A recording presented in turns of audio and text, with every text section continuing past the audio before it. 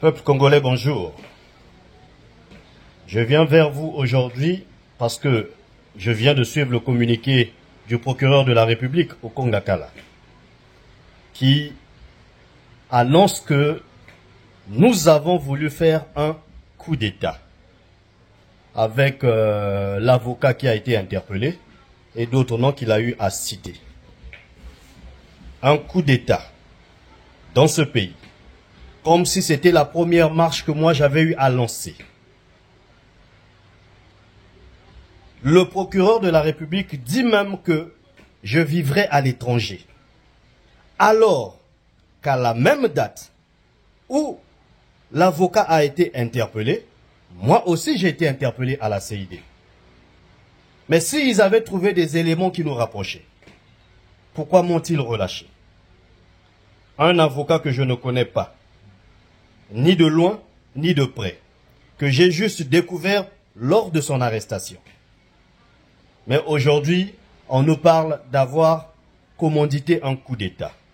Mais à un moment donné, il faut arrêter de ridiculiser la justice congolaise. Combien de coups d'État vont-ils coller aux acteurs politiques?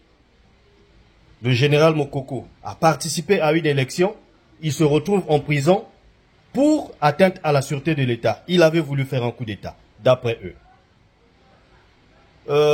André Okombi Salissa, après l'élection présidentielle, il se retrouve en prison, soi-disant qu'il a voulu faire un coup d'État.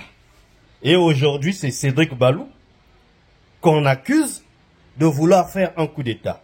Mais non, à un moment donné, il faut arrêter ça.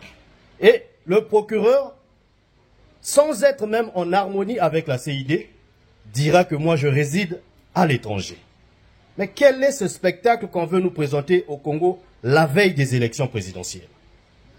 Donc aujourd'hui, parce que nous dénonçons ce qui est réel, nous disons ce qui est réel pour nous écarter, pour nous mettre en prison, on nous parle d'atteinte à la sûreté de l'État, on nous dit que j'ai voulu faire un coup d'État avec des personnes imaginaires que je ne connais même pas.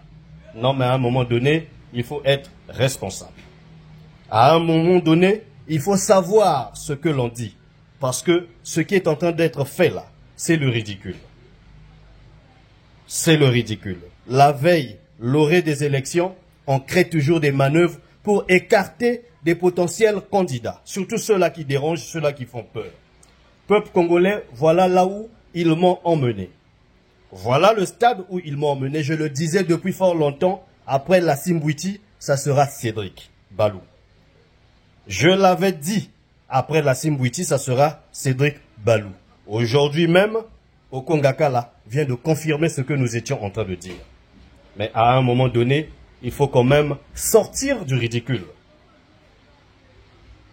À un moment donné, il faut apprendre à affronter la réalité. Aujourd'hui, ce n'est pas Cédric Balou l'ennemi de l'État. Ce n'est pas Cédric Balou l'ennemi du président de la République. C'est son propre bilan qu'ils sont incapables de défendre. Bilan qui, tous les Congolais savent qu'il est catastrophique. Pour tous ceux qui ont commis des crimes économiques, Dongou Zidane, on ne l'a pas arrêté. Il est sorti alors qu'il a détourné les fonds massivement. La ministre Lydia Mikolo, épinglée par la commission économique de l'Assemblée nationale. Aujourd'hui, elle est toujours libre. Pourtant, les détournements sont là. L'argent réservé au FIGA pour accompagner les jeunes entrepreneurs congolais, elle s'en est servie pour sa campagne. Le ministre Jean-Jacques Bouya, qui a construit des routes imaginaires, il est en liberté, il est ministre d'État. Et aujourd'hui, c'est Cédric Balou parce qu'il dénonce, on dira qu'il veut faire un coup d'État. Avec quel argent, avec quelle arme, avec quelle armée, avec quel mercenaire? Non, mais il faut parfois éviter de tourner au ridicule la justice congolaise. Je prends à témoin le peuple congolais. Vous connaissez mon combat. Vous savez que je ne mène qu'un combat légal, qui est celui de donner une vie meilleure aux Congolais. Nous avons toujours privilégié le dialogue et non la force. Et aujourd'hui, on nous dit que nous voulons faire un coup d'État. Aujourd'hui, Ils veulent m'appréhender, ils veulent m'arrêter, me mettre aux arrêts pour faire passer la période électorale. Je prends à témoin le peuple congolais. Je saisis par la même occasion les institutions internationales. Voyez comment les opposants qui menacent le pouvoir légalement sont traités.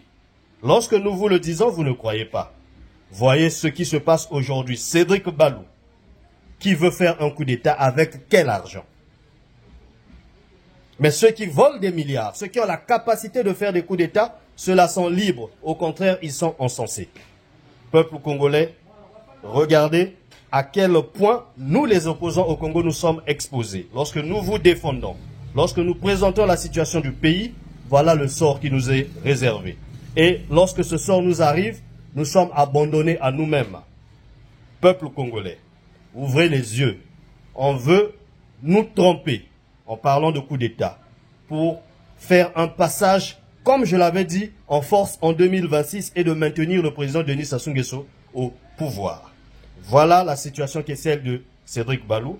Voilà ce qui est réservé à Cédric Balou. Voilà comment ils ont trouvé le mécanisme, comme d'habitude. Atteinte à la sûreté de l'État, coup d'État. Seul moyen pour eux de pouvoir emprisonner des acteurs politiques crédibles, aimés par le peuple congolais, auquel le peuple congolais croit.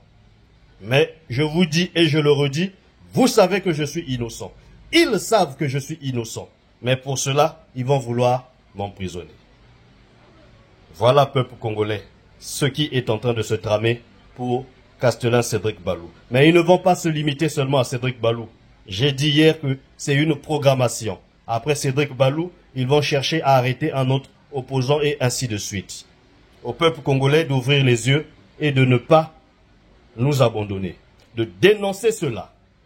De dire stop à l'arrestation des opposants crédibles. Mais si tous les opposants crédibles sont arrêtés, en ce moment, comment va fonctionner le pays? Nous allons continuer à croupir dans la misère. Voilà, peuple congolais, j'ai dit.